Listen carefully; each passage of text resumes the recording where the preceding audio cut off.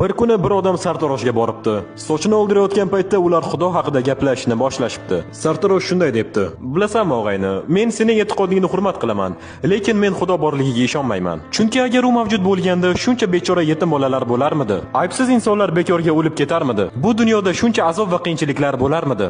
Agar u mavjud bo'lganda ham men Xudoni sevmasdim. Chunki u shuncha yomon narsalarni ko'rib bunga ruxsat beryapti." Haligi odam o'ylanib qolibdi, lekin hech nima demabdi. Chunki tortishuv boshlashni xohlamabdi. U shunchaki sartaroshxonadan chiqibdi va ko'chada soch soqoli o'sib yotgan bir erkakni ko'rib qolibdi.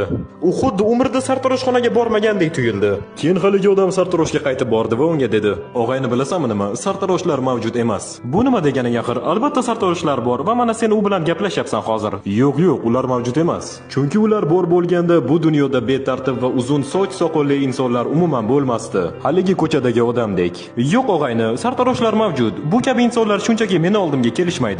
Xuddi shunday Xudo ham mavjud. Bu shunchaki ayrim odamlar unga borishni rad etishadi. Mana nima uchun shuncha azob va qiyinchiliklar. Agar videoni shu joygacha tomosha qilgan bo'lsangiz, kommentariyada 100 raqam belgisini qoldirib keting. Yanada ko'proq sifatli va mazmunli kontent uchun obuna bo'ling.